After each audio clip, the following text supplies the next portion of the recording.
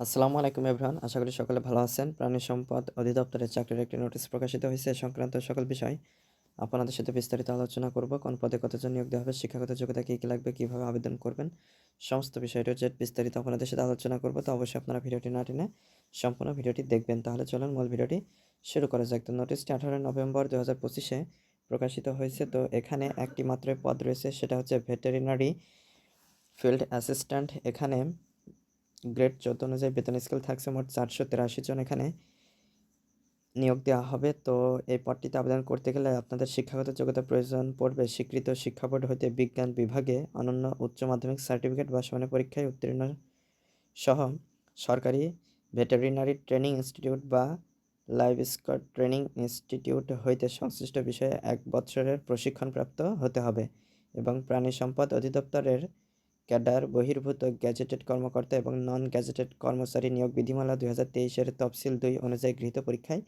উত্তীর্ণ হতে হবে।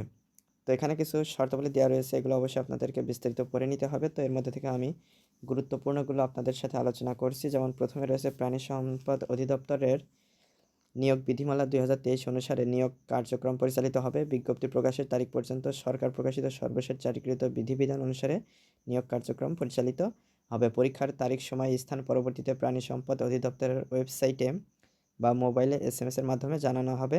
সকল প্রার্থীদের ক্ষেত্রে 1/11/2025 তারিখ পর্যন্ত বয়সসীমা 18 থেকে 32-এর ভিতরে থাকতে হবে। বয়স প্রমাণের জন্য এফিডেভিট প্রয়োজন পড়বে না বা গ্রহণ করা হবে না এফিডেভিট। প্রার্থীদের অনলাইনে অবশ্যই আবেদন করতে হবে। আবেদনপত্র দাখিলের নিয়মাবলী শর্তাবলী আপনারা www.dls.gov.bd ওয়েবসাইটে মেনু অনলাইন নিয়োগ অপশনে পেয়ে যাবেন। আবেদন শুরু হচ্ছে 27/11/2025 সকাল 9টা থেকে। তো আর কয়েকদিন আছে, 1 সপ্তাহ মতো, তারপরেই শুরু হচ্ছে এবং আবেদনের শেষ তারিখ ও সময় 18/12/2025 বিকাল 5টা, অর্থাৎ ডিসেম্বর মাসের 18 তারিখে বিকাল 5টায় শেষ হবে। তো সরাসরি বা ডাকযোগে কোনো আবেদনপত্র গ্রহণ করা হবে না। সরাসরি বা ডাকযোগে প্রেরিত সকল আবেদনপত্র বাতিল হয়ে যাবে। তো অবশ্যই আপনাদেরকে অনলাইনের মাধ্যমে আবেদন করতে হবে। মৌখিক পরীক্ষার সময় আপনাদের কিছু কাগজপত্রাদি সংযুক্ত করতে হবে বা যেগুলো সাথে করে নিয়ে যেতে হবে সেগুলো এখানে উল্লেখ করা রয়েছে।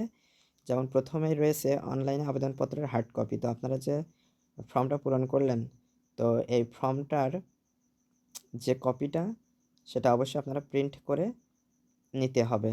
তারপরে সেইটা অবশ্যই সাথে করে নিয়ে যেতে হবে। সদ্য তোলা 2 কপি পাসপোর্ট সাইজের রঙিন ছবি, সকল শিক্ষাগত যোগ্যতা ও দক্ষতার সনদ, জাতীয় পরিচয়পত্র, সরকারি, আধা সরকারি ও স্বায়ত্তশাসিত প্রতিষ্ঠানে কর্মরত প্রার্থীদের ক্ষেত্রে যথাযথ কর্তৃপক্ষ কর্তৃক প্রদত্ত অনাপত্তিপত্র, ইউনিয়ন পরিষদের চেয়ারম্যান, পৌরসভার মেয়র, সিটি কর্পোরেশন কাউন্সিলর কর্তৃক প্রদত্ত নাগরিকত্ব সনদ ও জন্ম নিবন্ধন সনদ, মুক্তিযোদ্ধা, শহীদ মুক্তিযোদ্ধা এগুলো যাদের রয়েছে তারা তাদের যে সঠিক সার্টিফিকেট মুক্তিযোদ্ধাদের ক্ষেত্রে বা কোটাদের ক্ষেত্রে সেটাও কিন্তু সাথে নিয়ে যেতে হবে।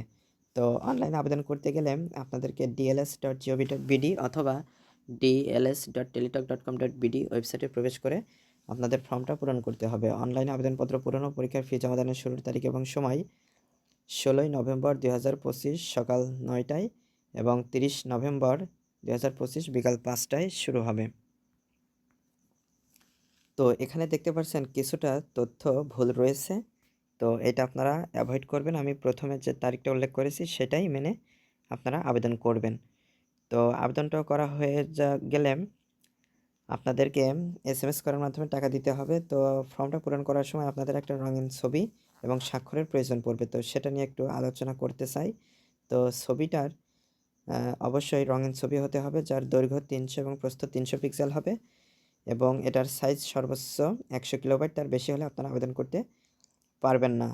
এরপরে একটা স্বাক্ষরের প্রয়োজন পড়বে যার দৈর্ঘ্য 300 এবং প্রস্থ 80 পিক্সেল হবে। তো এটাও হচ্ছে গিয়ে সাইজ হবে 60 কিলোবাইট, এর বেশি হলে আবেদন করতে পারবেন না। তো এগুলো খুব সহজে কিন্তু নিজেরা মোবাইলের মাধ্যমে তৈরি করে নেওয়া যায়। আপনারা যদি না পারেন তাহলে এটা নিয়ে অলরেডি আমার একটি ভিডিও রয়েছে, আপনারা চ্যানেলটি ভিজিট করে সেটা দেখে নিতে পারেন। তো ফর্মটা পূরণ করা হয়ে গেলে SMS করার মাধ্যমে আপনাদেরকে টাকা জমা দিতে হবে। তো প্রথম SMS-টা করার জন্য DLS সবগুলো বড় হাতের অক্ষর স্পেস দিয়ে ইউজার আইডি লিখে 16222 নম্বরে সেন্ড করে দেবেন। এরপরে রিপ্লাই হিসেবে আসবে অ্যাপ্লিক্যান্টস নেম, টাকা কত চার্জ হয়েছে সেগুলো আসবে, তো এরপরে আপনাদেরকে দ্বিতীয় এসএমএসটা করতে হবে। দ্বিতীয় এসএমএসটা করার জন্য ডিএলএস সবগুলো বড় হাতের অক্ষর স্পেস দিয়ে ইয়েস লিখবেন, স্পেস দিয়ে পিন নাম্বার দিয়ে 16222 নম্বরে সেন্ড করে দেবেন। তো এখানে এটা সেন্ড করার পরে রিপ্লাই হিসেবে আসবে congratulations applicants name payment completed successfully. তো এরকম একটা রিপ্লাই চলে আসলে আপনাদের আবেদনটা সম্পূর্ণ বলে গণ্য হবে। তো এই এসএমএস করে টাকা জমা দেওয়ার ক্ষেত্রে অবশ্যই আপনাদেরকে টেলিটক প্রিপেড সিম প্রয়োজন পড়বে। আর ফর্মটা পূরণ করার সময়ও একটা নাম্বার আপনাদের কাছে চাইবে, তো সেটা যে কোনো নাম্বার দিলেই হবে, বাট আপনার নিজস্ব নাম্বার দেওয়ার চেষ্টা করবেন এবং একটা সচল নাম্বার দেওয়ার চেষ্টা করবেন। এর ফলে পরীক্ষার তারিখ যেগুলো আপনার কাছে পাঠাবে এসএমএসের মাধ্যমে সেগুলো যাতে আপনারা ইনস্ট্যান্ট জানতে পারেন, আর ইনবক্সগুলো অবশ্যই চেক করবেন।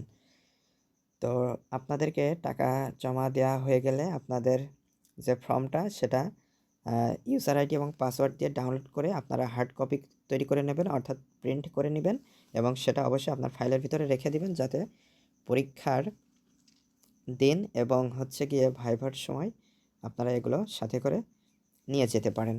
তো আশা করি মূল বিষয়টা বুঝতে পেরেছেন। এখানে আরও কিছু বিষয় উল্লেখ রয়েছে, বিস্তারিত জানার জন্য আপনারা বিস্তারিত পড়ে নিতে পারেন। তো আজকে এ পর্যন্তই। ভিডিও সংক্রান্ত কোনো মতামত থাকলে অবশ্যই কমেন্ট করে জানাবেন। ধন্যবাদ সবাইকে, আর চ্যানেলটি অবশ্যই সাবস্ক্রাইব করে আমাদের সাথেই থাকবেন।